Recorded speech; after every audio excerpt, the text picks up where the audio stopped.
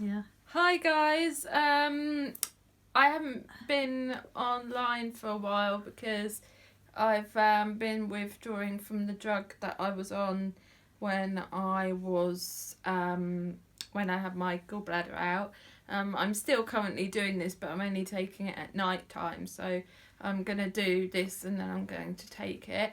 But a few times ago, I said that I was writing mini stories of my life and that I'd share some. So, because of the gallbladder coming out, I've only written one. But I'm going to read it now from my book. So, I'm going to be looking down a lot because I obviously can't remember it word for word. So, I'm going to read it to you now and then I will post it online. So, it's called Scars. Once there was a girl. She grew up to be an amazing young adult, but she had many scars. The thing about scars is not all scars are visible. Some are visible, like the massive scar on her back and on her side from her back surgery. Some were from having cannulas and PICC lines and central lines put into her, to put medication into her. Oh, before we go any further, I guess I should introduce myself. My name is Crystal, and I am the one who have had all these procedures to give me all my scars. However, some scars lie much deeper, some in the brain, some in the heart, and some in both. My deepest scar is from when I was at secondary school. I was seriously bullied by a boy called Morris from the age of 11 to 15 years old. He did many things to me. Call me names, jump out at me, put the brakes on my chair so I couldn't move. He got me in a lot of trouble and made me late for classes, but this was nothing compared to what he was about to do. He didn't work alone, his friend Marcus helped him. They made me so low that I became seriously ill and nearly died when I was 14 years old. Metabolic acidosis was not caused by them as such, but because I stopped eating, this didn't help. The worst thing Morris did, all by his own esteem, was to try and push me down the stairs. I was on my way to English, and I will never forget. I had just been in science and I was in a rush as our teacher kept us late because 2 of the class was late arriving. So I was wheeling, and I had a feeling I was being watched. Science and English were both upstairs, but completely the other side of the school, around a quarter of a mile from each other. As I rounded a corner at my fastest speed, the feeling of being watched grew stronger in intensity. I then had a huge urge to turn around. I did so, and there was Morris standing there, my heart pounding against my chest. I could literally feel it. I backed my chair up and knocked into the door, which closed. I was so scared he shut the doors behind him also so I couldn't get away from him that way either. He approached me and backed me towards the only escape route. Not that I wanted to take it, as it was a flight of stairs. He edged me closer and closer to the edge, and then I stopped.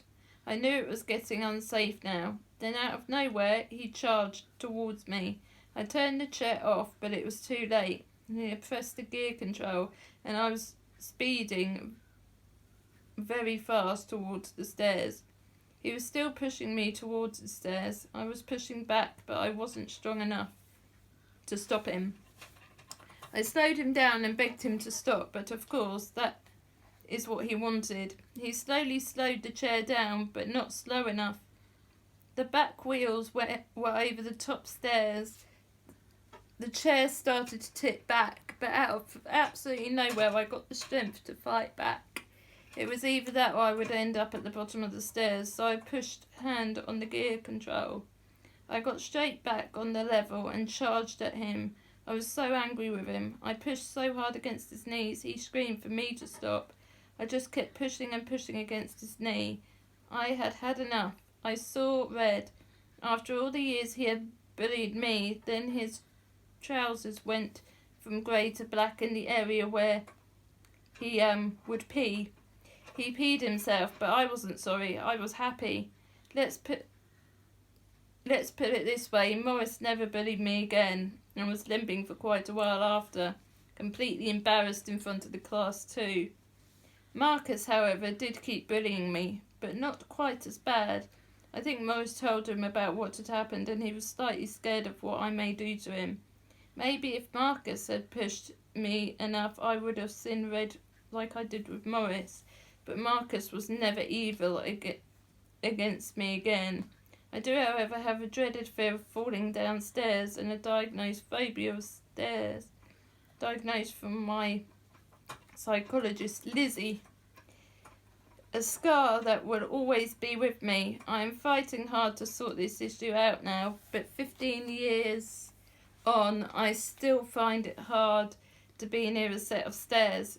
I can't go to my local shop because of the step, and my heart bangs against my chest every time I am near a set of stairs, and I feel physically sick. There are other scars which are mental, arguments and disagreements with family and friends, especially those ones with my mum Carolyn and my dad Keith. Me and Dad have had lots of arguments in our time. We just don't see eye to eye all the time. But on a basic level, we really do love each other.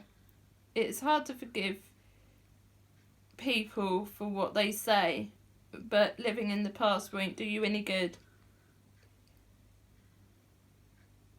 There are many different scars, some big, some small, some invisible, some visible, and some mental, and it doesn't matter what size or where it is.